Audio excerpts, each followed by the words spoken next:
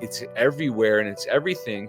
And for the first time in human history, we're beginning to consume these in a very unreasonable amount, right? Even our carotenoid-rich beta-carotene foods, which some say is a safer form of vitamin A, historically we would eat these foods seasonally. I'm down here in South Florida now. My neighbor's got a mango tree. I'm like, hey, what? How often do you have mangoes? He's like, oh yeah, once a year they come. We eat them once a year, and then we got to wait another year. And I'm like, yeah, that's how we were eating them. Now you can have mango every day. You can have a sweet potato every day. You have carrots every day. These orange foods are the high vitamin A foods, and the eat the rainbow thing, plants, they want to live too. Welcome to the Consciousness of the Way. I am your humble servant and seafood Taoist Master San Qing, and it is another Christmas morning. I come down to the tree, and voila, the universe has brought me another incredible being.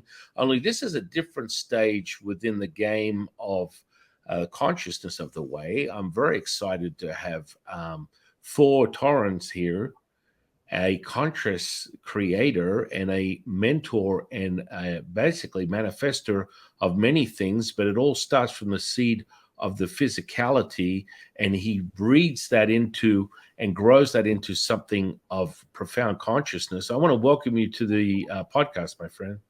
Hey, thanks for having me on. Love what you do, and appreciate meeting you here for the first time. It's a pleasure.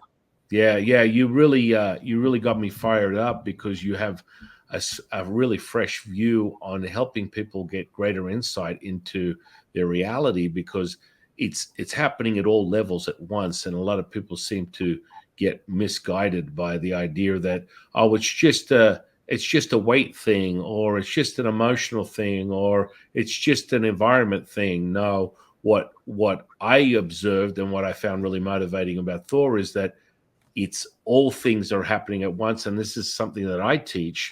And he brings that to the game of helping people find the true nature of who they are. And by doing that, they clean everything up from the physical to the mental to the emotional to the spiritual. And this is what Thor does for a living and is an expert at it. So I'm sort of excited, my friend. This is a new angle for this podcast, because we spent a lot of time with energetic spiritual channelers, energetic healers, and you would be the first one to come on the platform that is versed in all these things, and specifically helping people identify something that they think is a physical problematic issue that can be rectified and realigned through your mastery in that area.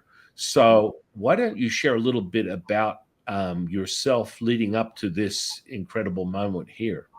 Yeah, thanks so much, San. So, I was born in Harlem, New York, 1984. My dad was a tour manager for rock stars, and my mom was at one time a Playboy bunny at the Playboy Mansion in New York. So I had kind of two rock and roll type parents in New York City. So right away, I was in the streets of New York as a toddler and a youngster, just running wild. And that rubbed off on me a lot, as far as I think I was naturally a people person, and then putting me in that environment kind of just made me even more a people person. We already had a good 40-minute talk, I think, before we hit record.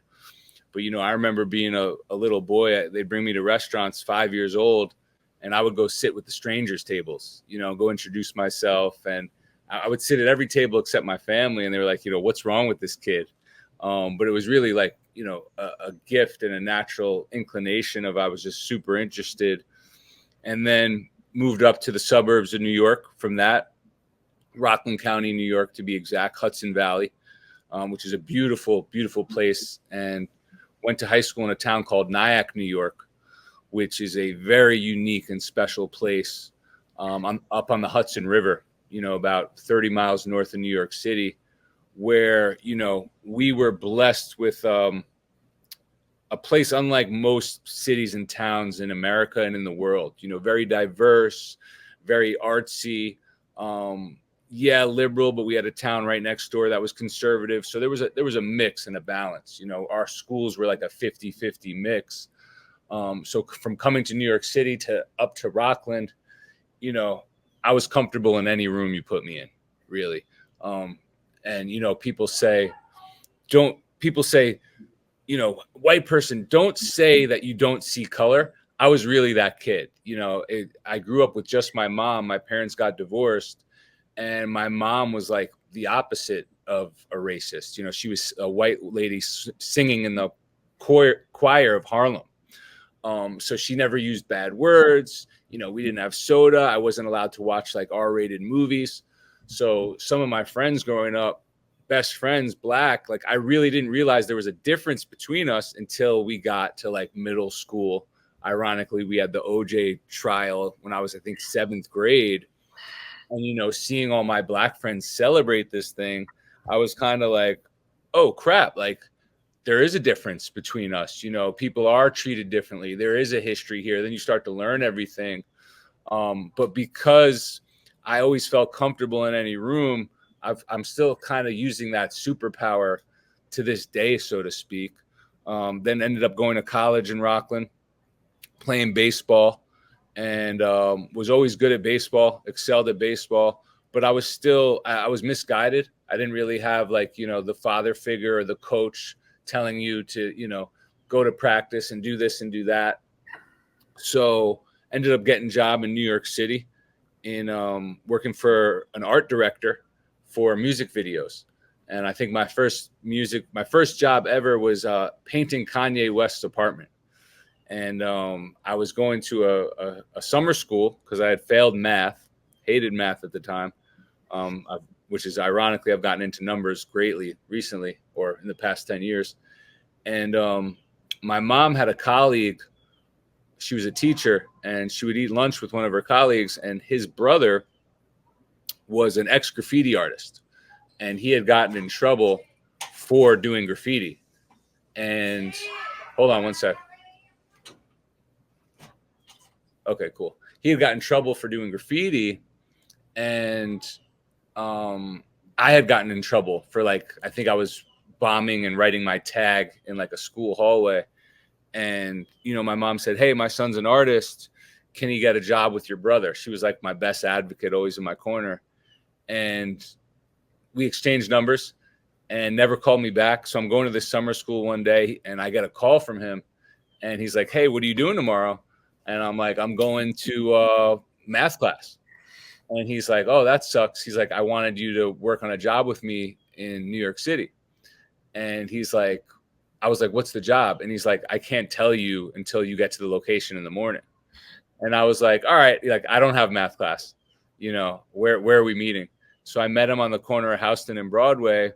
And I'm like, so what are we doing? He's like, we're going to paint Kanye West's apartment. And I'm like, oh, cool. And this was probably 2004. I think he had college dropout at the time. And I was a big fan.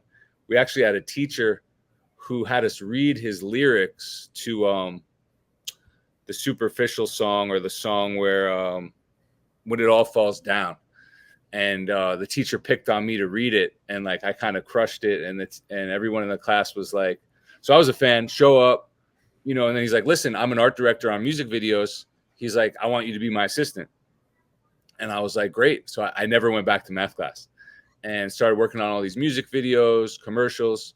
He ended up getting a job at Law and Order, a union job, and I wasn't invited. So now I'm back to like, hanging out in the streets with my friends, up to no good type of thing.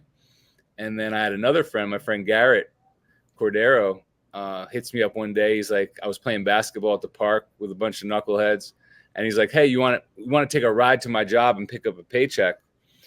And this was, back when you would still pick up your paycheck from work. And I said, yeah. And it was like a 45-minute drive to Secaucus, New Jersey at NBA TV. And get out of the car, get a guest badge. Now we're in the studios. There's the Dream Team. There's Michael Jordan trophies. There's, Oscar Robertson. It's like almost like a mini Hall of Fame. We step onto the studio. The lights are there. The cameras are there. It had that smell in the air. And I was like, oh, this is awesome, man. And he's like, yeah, he's like, I'm a teleprompter operator here. And we meet the production manager, and she's like, hey, do you do this too? And I was like, yeah. I do this. And my friend, Garrett kind of looks at me. He's like, I'm like, yeah, man, I can do this. I've done this. And I think I'd done it once in like high school TV production class. So a few days later, they call me. I think he ends up getting kicked off a show accidentally, kept his job, but kicked off a specific show with Tuesdays with Ahmad, it was called, Ahmad Rashad. And, he was a real like executive producer, boss, shot caller. And he was kind of like, I think Garrett accidentally got lost in the script. So these idiots are like calling Thor. And meanwhile, I had never worked a day in my life at live television. So it was still the good old days. I go in that Sunday, I shadow him, I learn it. I go in Monday. He lets me scroll like a late night show that nobody watched. And then next day is my first day. And they're like, whatever you do, don't talk to Ahmad. And I'm like, okay, yeah. So you got your headset on. I'm in the control room. I'm in like the back row in like a closet. You got the director, producer, graphics guy, a third row. I'm in like the sixth row in a janitor's closet in my little teleprompter station. And we get through the first commercial break, and I'm doing it. Everything went fine. And he starts asking a question, and he's like, what's the size of an NBA key? And back then you didn't have smartphones. So no one could just like, you had a research department, right? A guy with like a binder, like would have to look for answers pretty much. And I think the Sidekick, it was like one of the first smartphones. So I look on my phone, I'm like, okay, it's 16 feet wide and 12 feet high and, 16 by 12. And I key him up, and he's like, who said that? Who said that? And I'm like, it's me. It's Thor, the new teleprompter operator. And he's like, you're the only one who knows shit around here. You get a raise. And all of a sudden, everyone turns around and is like, who the F is this kid? I didn't even introduce myself to people yet. So I thought, okay, day went great. We wrapped the show. I ended up staying till like 1, 2 a.m. because you had to wait till all the games on the West Coast. So it was the perfect job for a guy in his young 20s where, you get in at 4 or 5, you're done at like 1 or 2. So they call me back. They're like, hey, you got every Tuesday now. You're doing every Tuesday, and we'll give you a Saturday too. So next Tuesday I come in, and, I'm sitting on my high horse. Everything's going good. Commercial break comes. And same thing, you're not supposed to talk to him. You're just the teleprompter guy. And now he asks, where did Tony Parker go to high school? And same thing, get on my phone. The research guy's like scrambling. And I got the answer. And it's like, it's some school in France, And I butchered the pronunciation, and I think it was a pretty easy thing to pronounce. And I butchered it. And he had like a history where I think he knew he was somewhat good at French. And he's like, who just said that? Who said that to me? I'm like, it's me. It's Thor, the teleprompter operator. And he's like, who the fuck said you could talk to me? Who told you could talk to me? And I just laughed it off. I was like, whoops, and I was always like that, where some people would be like, oh, that guy's an asshole to work with. I was like, listen, he's the boss. He's the executive producer. He wants to call me out for saying something dumb. More power to him. So then, long story short, NBA TV ends up moving to Atlanta, Georgia. They don't invite me with them. And I got a job at a company called VIP Prompting. The O'Brien brothers, Chris O'Brien and James O'Brien, their dad started this company 60 years ago, probably. And it was the top teleprompting company in New York City. So right away, a guy I met at NBA TV was like, hey, you need to go talk to these guys. NBA is moving to Atlanta. You're awesome. Go talk to these guys. Went and met with them, hired me on the spot, at like a starting rate or whatever. And next thing you know, now I'm just thrown into the mix of New York City of celebrities, CEOs, politicians, bankers, commercials, on set in Brooklyn one day, The next day in Hoboken at like Citibank. The next day you're at Madison Square Garden, like doing the pregame show for the Knicks. Day after that, you're at like the Victoria's Secret fashion show, so you name it, any job, and was there for about 10 years. And then July 2016, we got the phone call that the Trump campaign was interested, and one of our clients was a big guy, billionaire guy in Fifth Avenue. I think he put in the good word for us. And we jumped at the opportunity. My friend took it first. I came in second. And we just rock and rolled that whole time with him, basically touring the whole country, and ironically, as a child, my dad was a tour manager. Some of my first memories were on a tour bus with like Stevie Ray Vaughan and Eddie Money. So right away, I remember smelling a tour bus thinking like, why does that smell so familiar to me? And then I saw the pictures of me as a baby, so did that. He ends up, obviously. And, throughout this whole process of me having this full-time secure job, workaholic, working 7 days a week, I was always an entrepreneur as well. I was starting websites, I was building social media, I was experimenting.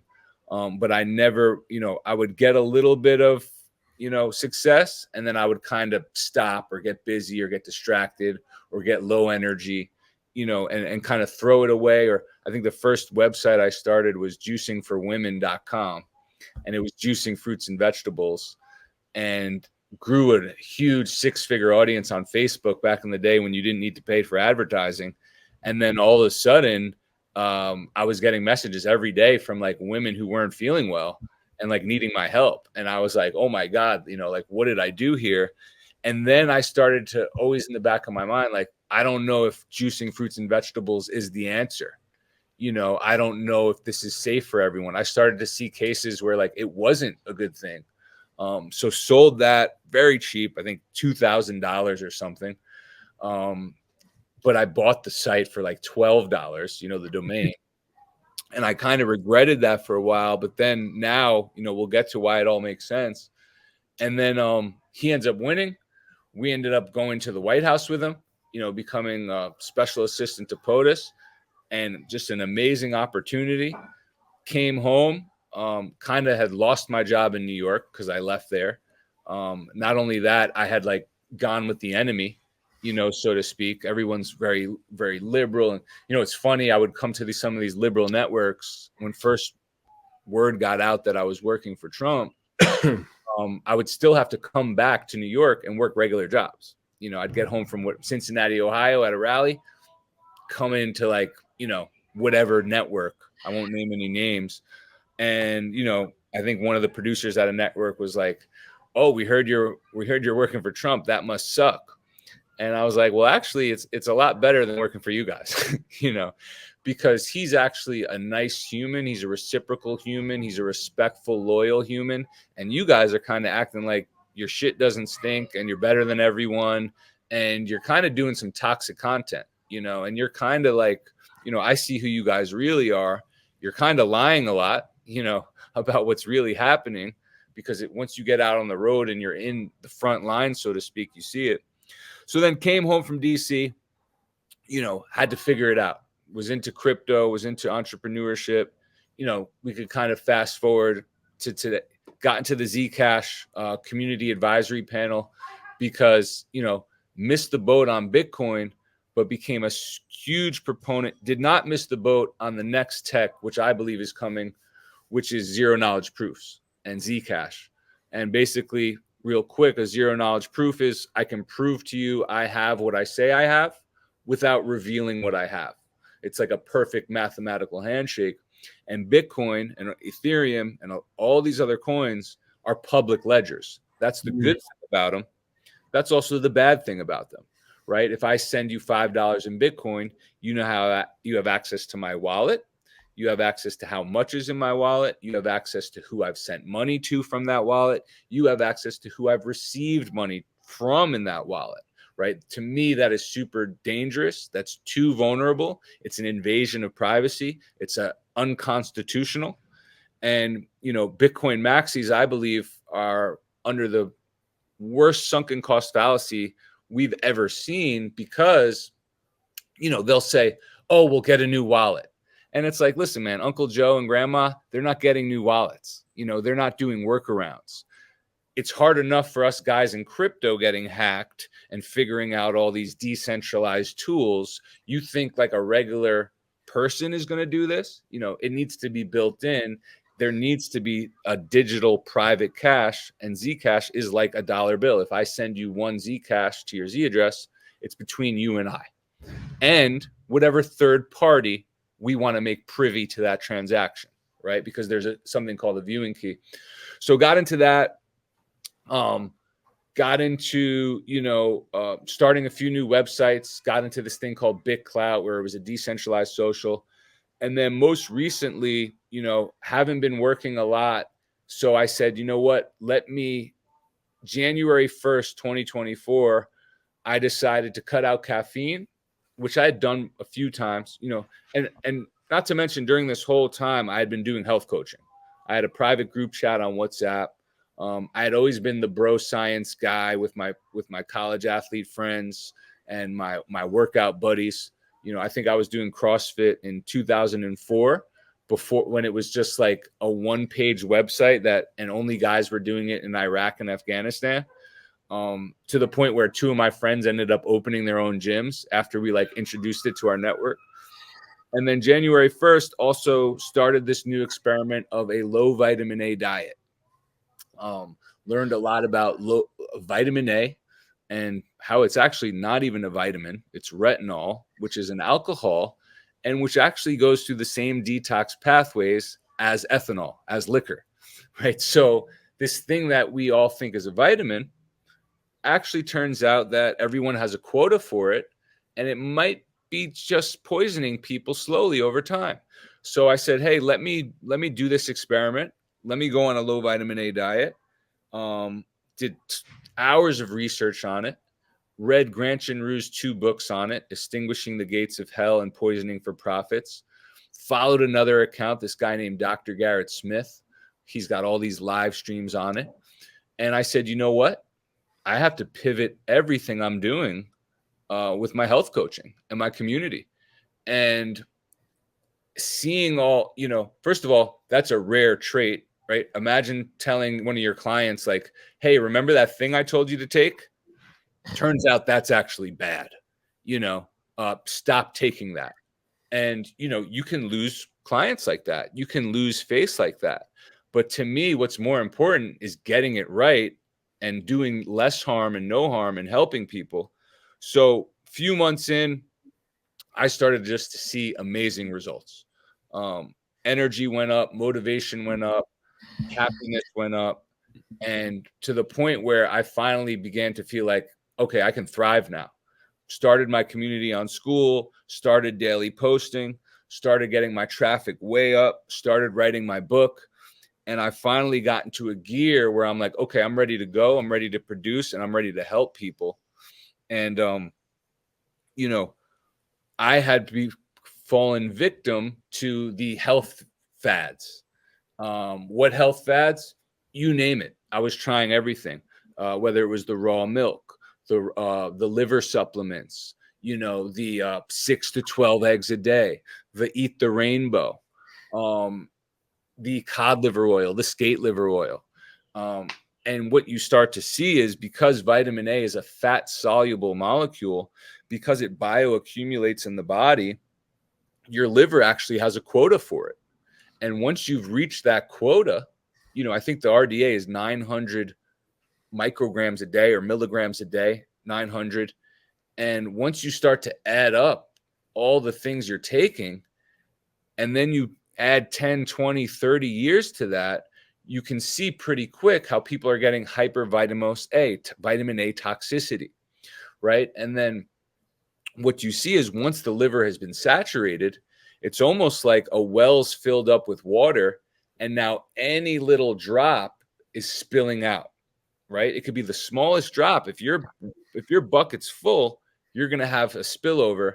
And what we're seeing now, and what guys like Granchen Rue and Dr. Garrett Smith are proving, is that spillover is actually autoimmune disease. That spillover is vitamin A turning into retinoic acid, which retinoic acid, guys, is like the same thing as a chemical peel that women put on their face, right? So women use a chemical peel, it burns off a layer of skin, their skin looks great, but when they go back for round 4 and 5, you're talking severe injury now, right?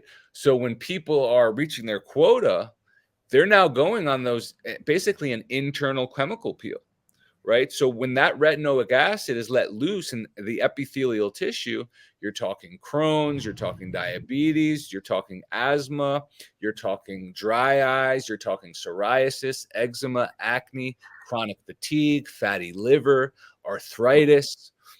Like there's over 50 symptoms of vitamin A toxicity. And for me, what I was getting, even though I looked in shape, even though I was checking the boxes and doing my workouts, I was getting certain things that were happening that I just couldn't accept, that most people say, hey, that's just part of aging, right? I'll give you a prime example. Waking up in the middle of the night to pee, right? I would check in with some of my friends, my guy friends. I'm like, hey, man, do you wake up in the middle of the night to piss? And they'd be like, yeah, and I'm like, well, what do you do about that? And they're like, well, you just wake up to go to piss, then you go back to bed. And I'm like, that's unacceptable. This never happened to me before. I refuse to believe that, like, for the rest of my life, I'm going to be waking up at 3, 4, 5 a.m. I said, I'm doing something wrong here. About a month into low vitamin A diet, no longer waking up to piss. I'm like, okay, that checks a box. Shortly after COVID season 2021, 2020, I realized on my lower legs, my lower shin area was balding. The hair was falling off my lower legs. And I'll never forget, I was walking in the snow in New York, and I looked down, and I thought it was the boots I was wearing. So I'm like, all right, I'm never going to wear those boots again. I'm like, no, the hair is not growing back. And then I started checking with other guys, and I noticed like a lot of other guys were having that issue, where the hair was balding on their lower leg. And then I saw that vitamin A toxicity, that's another symptom. Alopecia, thinning hair. Well, guess what? Months in now to a low vitamin A diet, the hair has grown back on my shins. So check another box of like, and obviously this is anecdotal, but what we're seeing in my community and another community, and like now I'm on my podcast, my first 5, 6 episodes now, I'm just bringing on regular people who have been on this diet way longer than I have. Like kind of show, hey, this isn't just me. There's a lot of other people. This thing is, if you search vitamin A toxicity, it's a scientific known fact that you can have too much of this thing. Well, what is the one vitamin that doctors tell women not to take when they're pregnant? Vitamin A. Why not? Well, because it causes birth defects. Well, then you start to look, okay, vitamin A was discovered in the early 1900s by scientists who then won a Nobel Peace Prize. And there was a race to make this discovery. And what did we do before we had this discovery? How were humans for millions of years didn't know what a vitamin was and seemed to be doing just fine, right? What's this new thing? And then you look throughout history in the 1970s, our government decided to mandate that all dairy becomes fortified with vitamin A palmitite. And then they also ended up fortifying it with vitamin D, which we can talk about, vitamin D supplements, which are another disaster. And if you look after the 1970s, around 1980, every single autoimmune condition starts to exponentially rise. Okay. Not only that, in countries that are not fortified, they do not have this issue. So what's going on there? You have a certain region with a certain variable. All their diseases are rising way faster than could ever be genetically possible, by the way. And then this region, people are starting to get way, way more sick. Then in the 1990s, fish oil came about. Okay, more vitamin A, another popular supplement. Now let's add fish oil. Now you might be taking a multivitamin. I'm checking guys now in my community. You know, I'll say, hey, what supplements are you on? A multivitamin, a liver supplement, and a fish oil. Okay, the multivitamin's got about 200% RDA of your vitamin A. The fish oil has like 13,000 IUs of vitamin A. And then the liver is like one of the most high vitamin A foods on earth, plus copper, by the way. And not only that, you're eating dairy, eggs, rainbow, colorful, carotenoid rich foods. And you start to see like a huge light bulb moment of like, we are slowly poisoning ourselves. And because one guy might not have reached his quota, he might not have reached his saturation point, he'll tell you, oh, this is BS. I eat eggs and dairy and I'm fine. And it's like, well, yeah, guy over here or grandma or aunt or your uncle, they've reached their quota. They're going through a lot of autoimmune disease or psoriasis or eczema. They're not fine.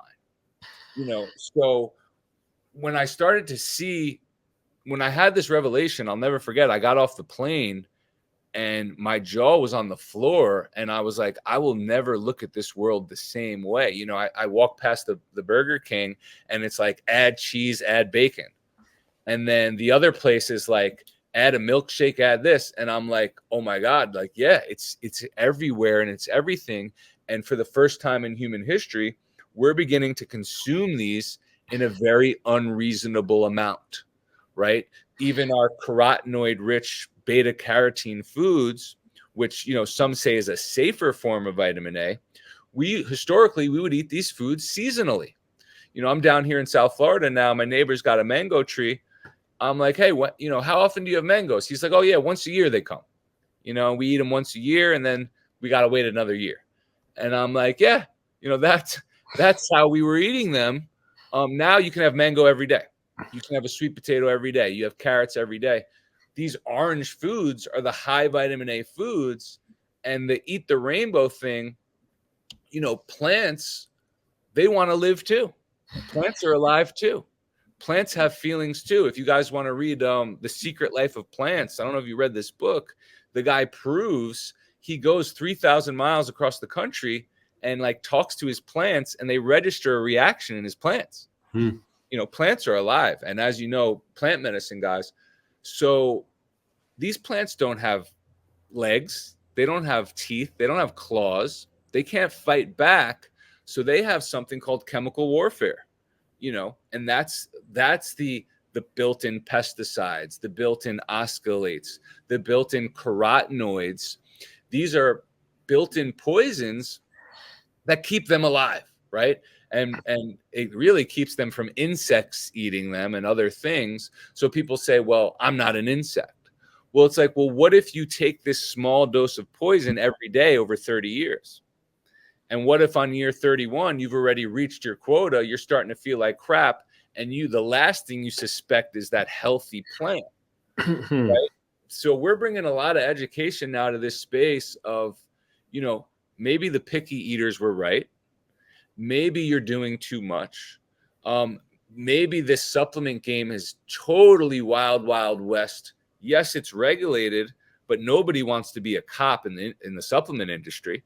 No one wants to say, hey, you know, a few brands are testing and a few brands are proving, but there's a lot of brands that, you know, they're adding fillers or they're recommending this. You find out B6 is also an alcohol that actually, when you get too much, causes neuropathy. You know, how many people do we know that now have neuropathy? A lot, right? And how many people are taking a B complex with B6 in it? A lot, you know, on top of what everything they do. So we're basically taking this minimalist approach that we love so much in Eastern feng shui, and you know the Japanese are great at. Your house is your minimalist. Less is more. The energy can flow more free. You feel less anxiety. The ceilings are higher.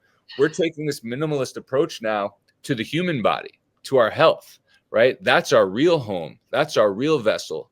So when we go minimalist in our body, our liver starts to smile. You know, our liver is our commander in chief. Our liver has to filter everything we're doing.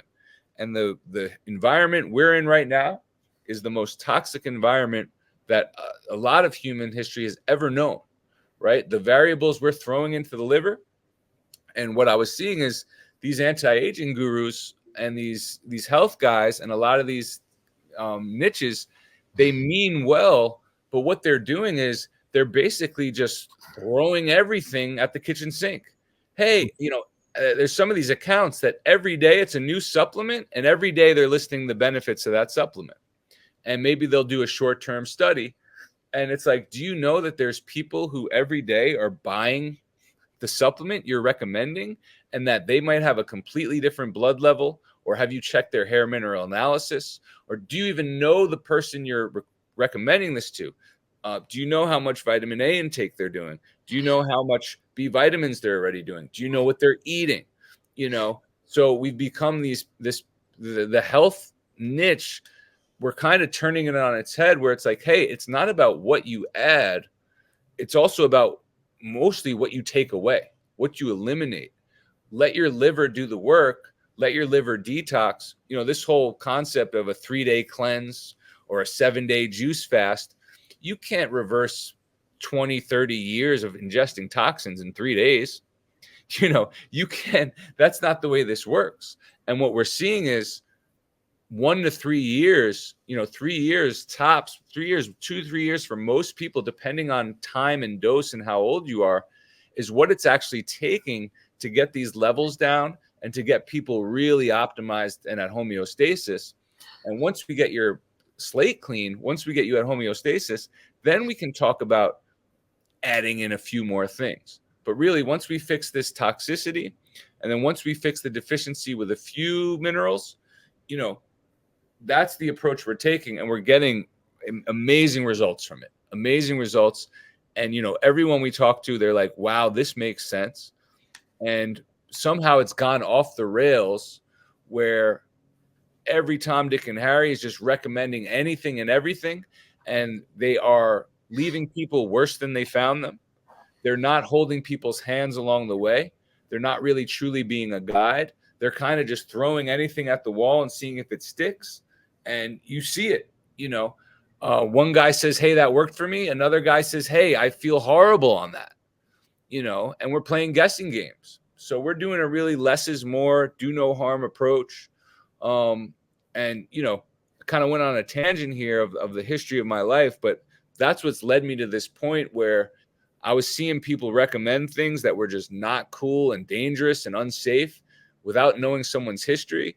And I said, something's got to change here. And we got to start grabbing the megaphone and just warning people, and people say, oh, you're fear mongering and you're doing this for clickbait. And it's like, no, this is not fear mongering. This is called raising people's consciousness.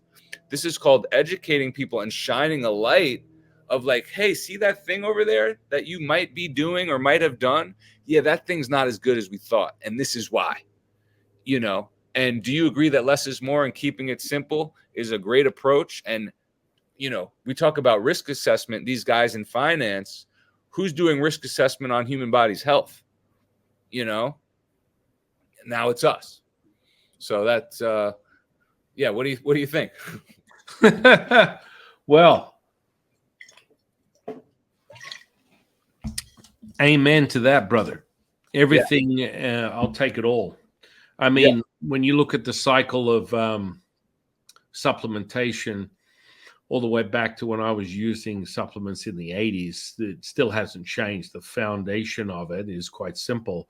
Your 20 base amino acids are really the be-all or end-all of what you need. I used to take basically a teaspoon of the 8 essential amino acids that create the foundation for protein that your body cannot produce. I'd take 1 teaspoon and 1 meal a day, and I built muscle tissue upon muscle tissue upon muscle tissue with hardly anything other than 1 meal, 1 supplement, a teaspoon of essential amino acids that are the profile that you need for the building of protein. And that's it. That's the beginning and end of all things. It's like, hang on a second. So we went from that, and there were quality products. This is back when, all of a sudden, the revelation of creatine monohydrate was such a big thing. And then as we moved into the 90s, the idea of a meal replacement was generated by this guy by the name of Dr. Connolly, who was a guy who basically started metrics. So Yeah. metrics, and that in those days, that meal replacement was like gold. Like if you're immersed in any sort of health and fitness or anything related to the quality control on that product was like literally you would do a line of that over a line of Bolivian marching powder because it was so pure.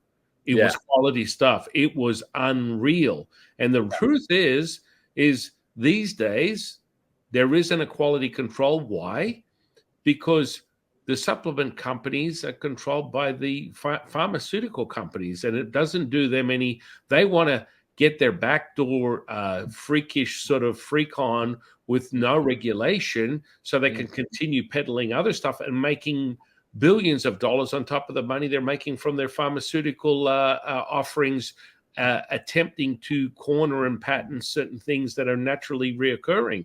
And so you have this sort of understanding where, the 20 plus amino acid profile, just 20 is the golden rule. There's one or two here or there. But I like 22. I like 22. 22. So the 22. Just because 22 bones in the skull and it's a master number. There you go. There you go. Oh, we're getting into master numbers. We'll get on that, brother. So, the bottom line is those amino acids, it's all the proof is in the pudding. So less is more, but where there is no quality control. So in this day and age, you get something as simple as let's pull one out of our ass right now, leucine. And if you use leucine just as an example, I go, okay, well, that's great.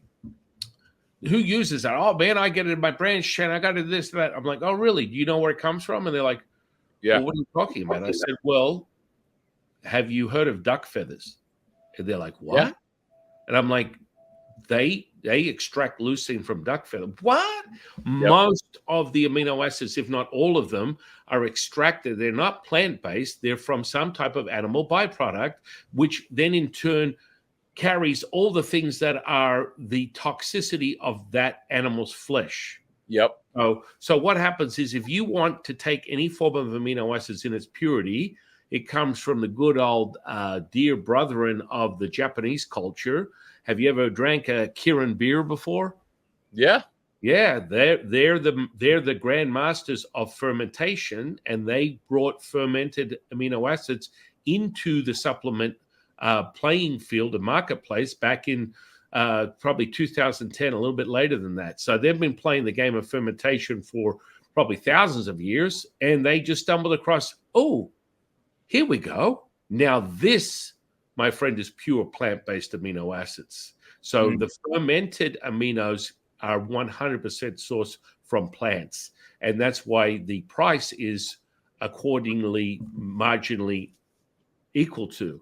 Because, hey, look, we don't want to make it that easy. Oh, we got to charge more for that.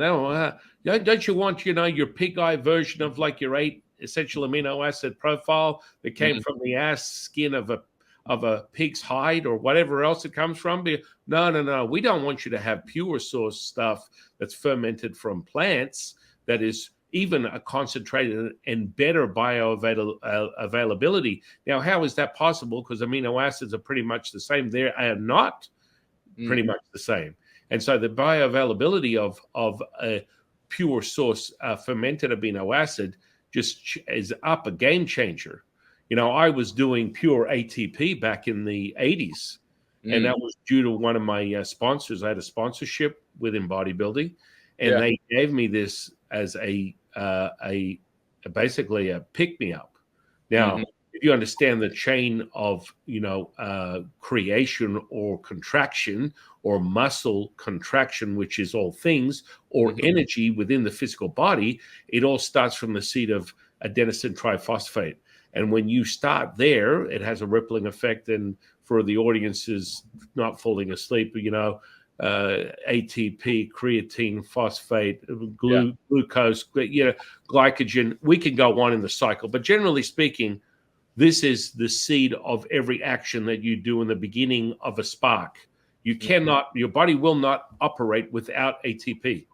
And so the pure stuff that I was getting as a bodybuilder in the 80s was real crazy stuff, man. Like I would take a teaspoon of this, it was like battery acid, and my strength would go up 30% in 5 minutes.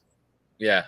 And I mean, you're like, whoa, that's not, I'm not jacking anything. I'm not poking anything. I'm just using pure source stuff. Now, if you have any sort of like impeded or compromised endothelial function, then you are going to have potentially a problematic issue. I.e., what does that mean to the audience? That means that if your cardiovascular system is not up to par and is not operating at its maximum potential, then you're going to possibly have a cardiac event if you're taking things like pure ATP. So, it was not controlled, but it was like definitely something that was a super up game. Now, here in America, looking at it right now, back in the early 90s, they were using, what was that one that they banned? It was like an amphetamine. It was like it was in NO Explode. It was in NO Explode, but before that, there was a thing called Agent Orange or Orange. What was the compound for that? That was like I'll tell you right now.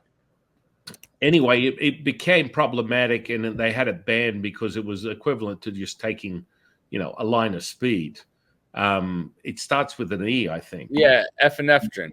Yeah, yep. Yeah. And so that was really powerful stuff, and it had a huge effect. There was quite a few gurus back in the 90s that were liberating many athletes and people that were in the sport, giving them education from an underground perspective, giving them information on all things in relation to compounds, not in these days where people are just, using the internet and getting some crackpot that's pumping out, information that, may or may not be true. There was a level of curiosity and need to want to up your game and know what's really going on within your physical body and maximize the result. And that, that then led in turn, the revolution of Connolly and that supplement-based stuff. And of course, that went downhill. By the time he was like super famous in the mid to late 90s, he had really sort of like fall victim to a guy named, what's that guy's name? EAS supplements. Bruce, do you know who the guy is? Yeah, I remember ESA. Yeah. So EAS. He used to work for Connolly as a distributor in California, and he was distributing metrics, and he was throwing his EAS flyers into every box that he sold. Yeah. And so he literally built a $200 million company. And from that, it sort of sprouted into this whole revolution of what is a supplement, what kind of, there was a standard. There was a standard back in the 90s that does not exist anymore. And I mean, you have supplement companies across the board that claim that they're, designs for health. There's a myriad of different companies that do custom supplement blends. That the quality control, even though they call it pharmaceutical grade, is absolute nonsense. It's just not. It's just not it's not to the same quality. So now you have this identification where you're starting to realize, hey, look, I just take one little slither of the pie that I think is quite a high toxic probability, and through my own intuitive research came to realize that that was having a huge toxic response on my body as it started to overflow into every aspect of my, body's inability to function properly. So, I mean, when you reference autoimmune, you're sort of taking it to a whole nother level, which is basically everything in autoimmune is just because the medical community doesn't know what the fuck it is. So they throw it in the autoimmune category and they go, guess what? Your body's eating itself. I can't explain why, but you're just shit out of luck. It's bad news. But, we can give you a drug to mitigate that or to subdue the consumption of your own self for a period of time. But what do we know? What do we know that's the most powerful mitigate or dissolving of all things going south within the physical body that you can do right now without a single pill, a single exercise, a single insight that you physically can do right now is fasting. If you want to get a result that's instantaneous and change the trajectory of your existence, you start by fasting because your body starts to regulate, starts to bring it back to a normalcy just from that in of itself. And, you know, most people might acknowledge that when starting this type of stuff, you're going to have irregular sort of behavior or what they call metabolic disorder because you're already, you know, insulin resistant in one way, shape, or form. You don't even realize you are. You're just guzzling seed oil and all the rest of it, the stuff that is problematic, where you just went out to a really fine meal with your wife or your girlfriend. You paid $500 for them to lace it with seed oil and have that toxicity sit within your system for God knows how long. I mean, it just doesn't seem never ending. So with your discovery of this realization and your ability to implement it with all your clients and getting the incredible results that you're getting through that, you know, hey, 1 + 1 = 2, 2 + 2 = 4. You're showing your clients that just by mitigating this toppling over effect, that all these other things are happening that are balancing out and creating homeostasis in their body. How was that? How satisfying was that for you, being able to help people get relief and showing them, you know, almost instantaneous results? Because it's just like drinking rat poison. If you stop drinking it, you'll probably see an effect within minutes. Yeah, I want to touch on a few things you said. The autoimmune, our bodies are way too smart to attack themselves. Okay, you have bacteria, you have viruses, you have fungi, you have toxins. That's what your immune system is designed to combat. Okay, autoimmune diseases is not caused by bacteria, they're not caused by viruses, and they're not caused by fungi. Okay, so what does that leave? Toxins. Well, what is that toxin, right? And you talk about fasting. The reason people feel so good on fasting, besides that you give your body a rest and you regenerate, you are stopping the intake of the toxin, right? So these intermittent fasters now become very popular. I feel great while I'm fasting. That really means you feel great while you're not ingesting toxins because you have gotten to a toxic state. What if I told you we can have you eating 3, 4, 5 times a day if you want? You can still eat once a day. What if I told you you can feel like that all the time? You don't have to be fasting to be a clean human. And, you know, when we talk about quick results, the quick result is the light bulb moment of becoming educated. You know, that's what feels great when people turn the switch on. But then a lot of people have a long and bumpy road ahead of them, depending. Now, when we get people on a low vitamin A diet, a lot of people within a week, 2 weeks, right away are saying, hey, this went away. Hey, this feels better. But then what we're seeing now is, you know, if someone has a 40 serum level of vitamin A, they'll go on a low vitamin A diet. A year later, they might have a 50 or a 60, right? So what does that mean? The liver is finally like, it's safe to come out. It's safe to get rid of this. Oh, you stopped ingesting this in an unreasonable amount. Well, now the body starts dumping it. And we're seeing where it could be year 3. You know, Grant Ginroux was an engineer in Canada, genius mind, came down with debilitating eczema and kidney disease. Okay. Like you said, all they're going to do is prescribe you a steroid for your autoimmune condition. Guess what that steroid does? The way a steroid works is it shuts down your cytokines. Basically, they just shut down your immune system. It's like, oh, you got a fire in your body? Well, that fire department over there, we're going to block the road. You know, then you look at the long-term side effects, and it's like cancer is a long-term side effect of steroids. But wait a minute, this steroid I have to take for the rest of my life? So this is our solution for this problem. It's not a solution. It's a Band-Aid, and it's a really bad one. When really, if you just tell people like, hey, this isn't bad luck, man. This isn't genetics. You did something to yourself over time that got you here. And we're going to show you what that was, and we're going to stop that. And there's a good chance you're going to start to get better if you do the work, right? So Grant Chinru, he goes and gets this steroid cream, and he's like, how long do I have to take this? And the doctor's like, yeah, forever, but there's some side effects. And then he comes down with kidney disease, and he's looking at, a few months to dialysis, and he's looking at the conversation of like, you might not have long to live, right? So he goes up, I think late one night, he goes onto an eczema forum online, how we all do. We start researching. And that can be a good thing or a bad thing, because you can get that first page of Google and what they want you to see, or you can kind of start going down into different avenues and different tunnels, and maybe you're going to come across something that sparks intuition and an inner feeling and a guide. So he comes down to a forum and it says trigger foods. And he's like, what's a trigger food? Well, it's this food that if you eat it, the eczema gets worse.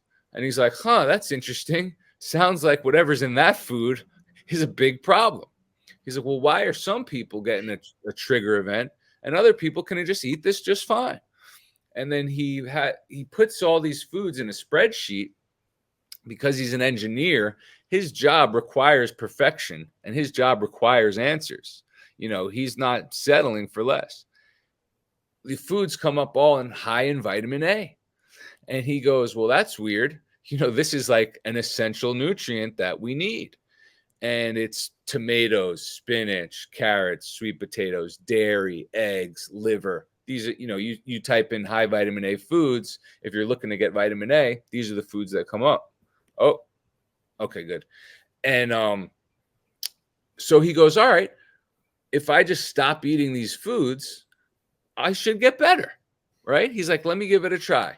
So he goes on a 30-day plan of what he calls a low vitamin A diet, and he finds the most nutritious foods he can eat without vitamin A in them. So he decides to eat bison, rice, and beans. Breakfast, lunch, dinner. This is his experiment. He's doing the beans for the fiber. He picks bison because bison has the highest zinc content, and zinc happens to be really good for your skin. So he's doing a lot of detective work, and he's connecting a lot of dots, not accidentally, but very intelligently. Day 22, he had been looking at his skin under a microscope, and he was seeing the skin. If anyone knows eczema, it's basically burning flesh from the inside out. And day 22, he realizes the skin's not destroying itself anymore. In fact, he's seeing some places under the microscope that are starting to regenerate. And then he realizes all his joint pain has gone away. He was having to ice his knees and his legs. Then he realizes he had been riding his bike to work, and when he would hit a pothole, his brain would shake and it would be in really bad pain. And he realizes that's gone away. And then he starts to see that his kidney disease is reversing. And I think he's like the first patients these hepatologists had where they're like, it's totally reversed. And well, what did you do? Well, I just ate the same thing every day, 3 days, 3 times a day. 9 years later, 2 books published. What happened? His vision improved. Head of gray hair reversed. Kidneys fine. Eczema totally gone. And in his blog, he has basically a diary entry of every year of how it's going. He's like, hey guys, I'm on year 9. My serum vitamin A level is at 0 and things are still getting better.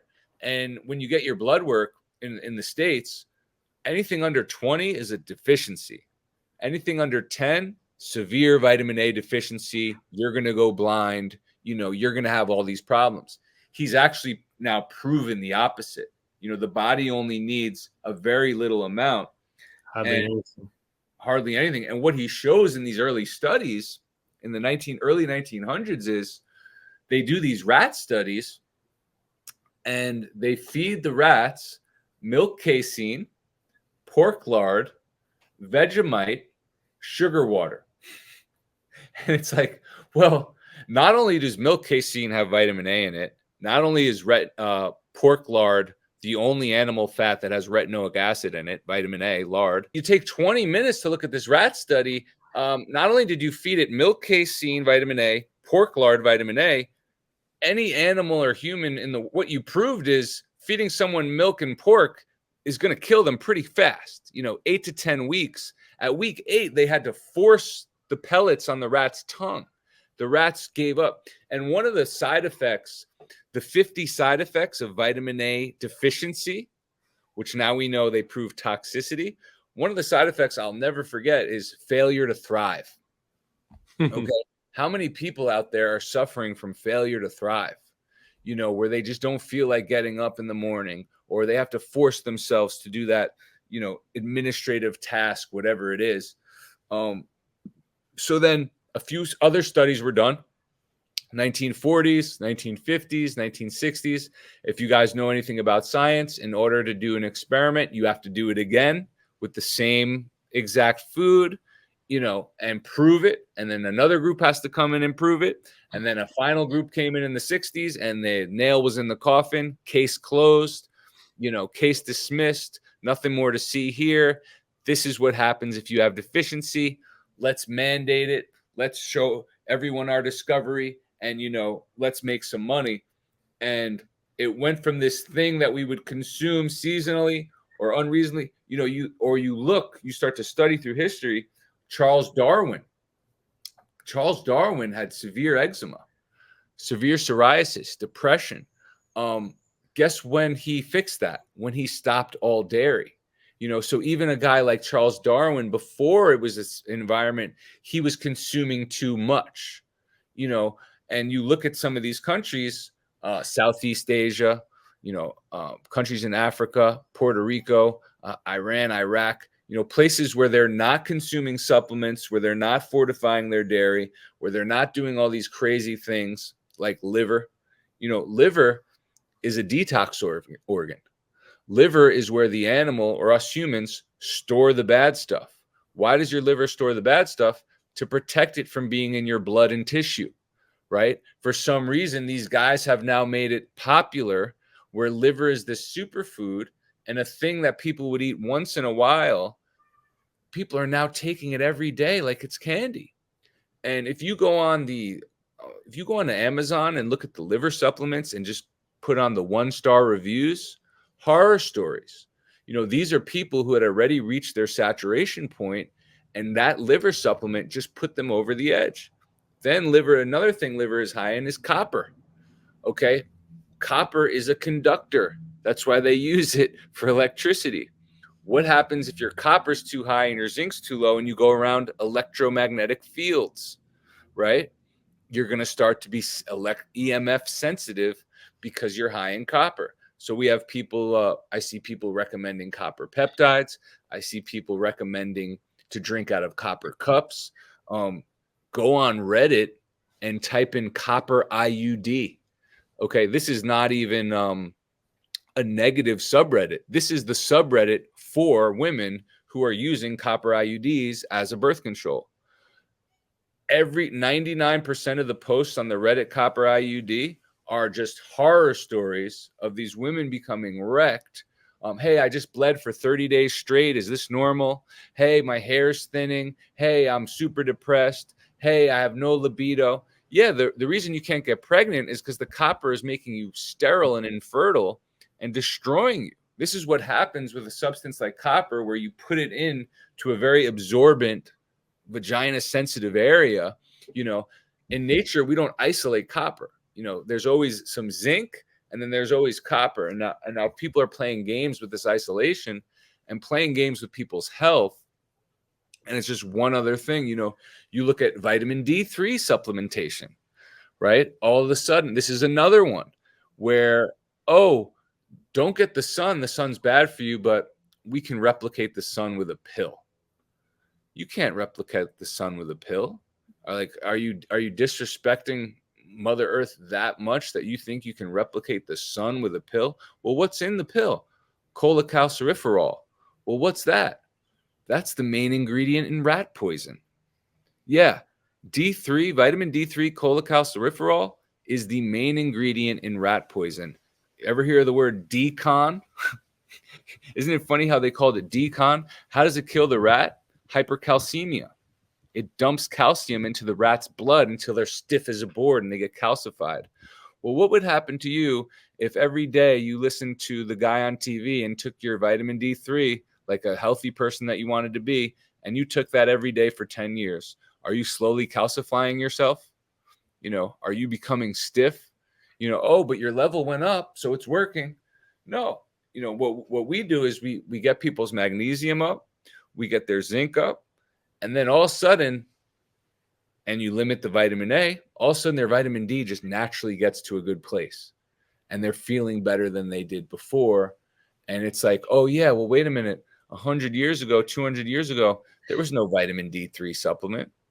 There was no fish oil. And if you look, one of the things Granton Rowe does in his book, incredibly, he almost provides too much research. In Newfoundland, they had a fishery shut down, I think in 1993, and all of a sudden, dementia and Alzheimer's rate went down. And he's like, well, why did that happen? And well, the Atlantic cod has 10 times the vitamin A content as the Pacific cod because the Atlantic's so much deeper and colder. Then he goes to Finland. And he's like, well, Finland, there's like a 50% rate of Alzheimer's, 50 out of 1,000 or 50 out of 10. I forget what it is, like 51% in Finland. And then right across the border in Russia, Western Russia, it's like a 2% Alzheimer's and dementia. Well, what's the difference across the border is their Atlantic cod is not a staple in their diet, and they're not doing cod liver oil, and then they bring in the fishermen and how it would affect, how they would put, this is how it started. Oh, the fishermen did cod liver oil and they would drop it in their eyes and all of a sudden they'd be able to see again.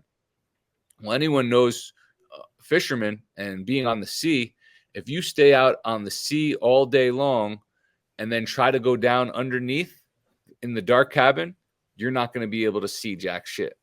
In fact, this is how they started pirates wearing eye patches and sailors wearing eye patches, because you would have one eye for the daytime sea, and then at night you would switch and you would use that eye as your night eye, right? This is why pirates wear patches, so when they got on board your ship, they could go underneath the ship, switch the patch, and now they could fight and see, right? So they would put the cod liver oil in the eye, and they say, well, oh, that cures the blindness. It's like, no, they weren't.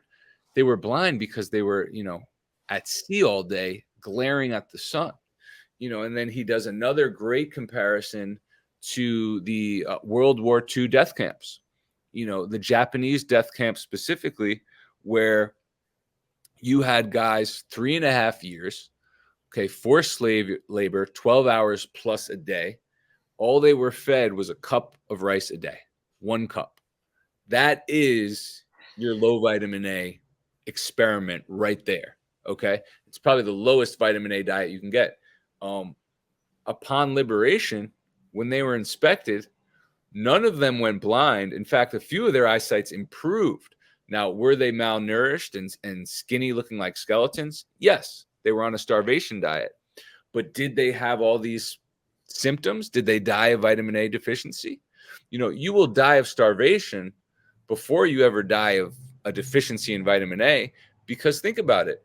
You need to be able to see till your very last breath, right? It's a survival mechanism. Wolves for weeks in the wild go starving. They don't go blind.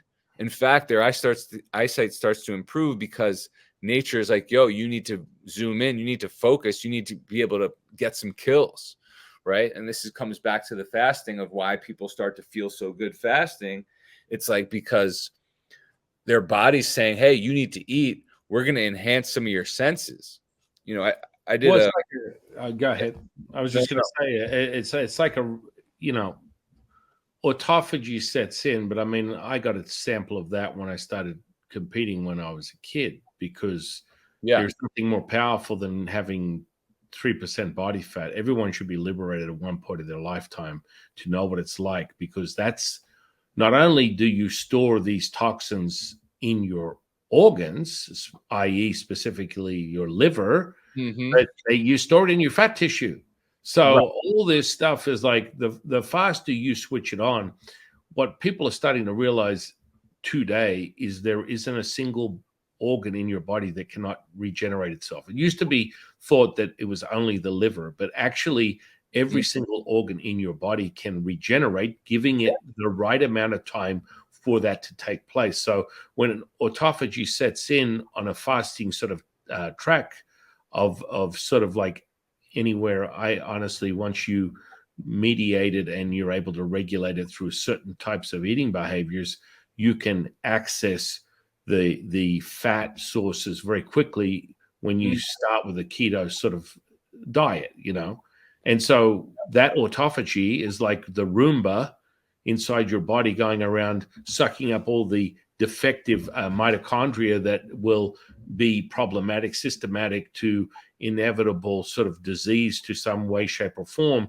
That regulates itself. Within Taoism, the ultimate longevity tool is one meal every 48 hours.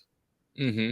And Yeah. when you regulate the energy, you're superhuman. You walk through walls and you will feel like your strength goes up, your clarity of mind goes up, everything goes up because it's all energy. I can change a geometry sort of like based structure of your basically your home.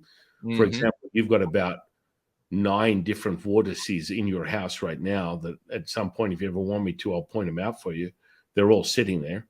And there's like, I think the funny part is there's power centers, there's vortices that are of a high frequency and then a low frequency. Then the ley lines that are also running through your house will help determine what sort of like turbulence, or as we refer to it within Taoism, a feng shui system. And that's kind of like how we start there. But then you can basically configure things within your home that will amplify high resonant energy that will basically put you in a place wherever you want it to be. So a vortices, identifying a power center or vortices in the house, what happens is you can actually sit on that. You can use certain structures. Well, I use certain geometries within the feng shui system, and you lay a grid down and you amplify that energy. So all of a sudden, whatever it is that you want to desire can be realized just by having that energy flowing in your home. And so this is sort of like part of, the idea or understanding of epigenetics, and that environment will amplify the very results that you get. And so that it's all part and parcel. You put this together, that together. The toxicity is such a profound thing that, you came to a deep understanding of so quickly into your mastery as a conscious creator, and helping people decide, what are the things that they need to do to create a fluidity. Within Taoism, we call it Wu Wei, effortless action. And between the breath in and the breath out is where you discover the Wu Ji, the stillness. And so that would be representative of a symbol, which some people would identify as infinity. And that middle point is what we call the 0 point. And within a quantum physics model, the 0 point is the scalar wave, the energetic wave that is representative of God energy, Christ energy, Tao energy, universe energy, and is a representative of what we call black hole energy, which is the super glue within the quantum physics entanglement model. So when you enter into up to a black hole, the electromagnetic spectrum that we observe and operate in is null and void. You have a resonance that goes beyond that cannot be measured within the space-time that we speak of. That becomes not even part of the equation. Just as within quantum physics, they cannot validate gravity. But we know it works. And within, the entanglement model, or what people would call the string theory, things of this nature, when it comes to quantum physics, everything is interconnected. We're no longer, and just like I'll ask you a question. Have you ever heard the expression survival of the fittest? Oh, yeah. You know where that came from? Darwin. Yeah. Brilliant. Oh, touchdown. because people don't understand that. So, Yeah. you know, he brings in his deficiencies of what you drew the audience's attention to, which is like skin disorders. Little did we know we're still subject to his very deficient mindset or viewpoint of reality. And it Yeah. comes in three different sort of fields that we're still subject to right now. What's the greatest way to create homeostasis when you have what you've discovered as an epiphany of what you think reality is? Being, how do we cannot produce enough food to satisfy the needs of the human race as we know it. So what are the three ways that we can neutralize the epidemic of mass human growth on planet Earth? Let me see. War. Oh, that's one. What's the other one? Famine. Oh, what's the third one? A disease. And it's strange how we seem to be identified, just as we're sharing this charge, this energetic charge you're getting through your whole body. It's like a blammo moment. We're having that right now because this is the truth. This is what we're subject to. And so, you know, when you brought up that Darwin stuff, I thought it was very poetic because, I mean, he didn't only just have a skin deficiency, in my opinion. He had a deficiency in many other areas that were due and subject to his perception of reality. And so here we have it. We're in a new day, a new age of understanding where you have incredible, leaders, thinkers, like yourself, conscious creators like yourself that are able to weed out all the proverbial bullshit. Brings down mankind as we know it. And you're dealing with these on a daily basis with your client base, helping people rediscover the simplicity of just being alive and getting a handle of their hormones, getting a handle of their body's ability to become efficient and optimize the best health possible through your guidance, through what they eat, when to eat, how to eat, lifestyle choices, and of course, mental, emotional, and physical are all interconnected.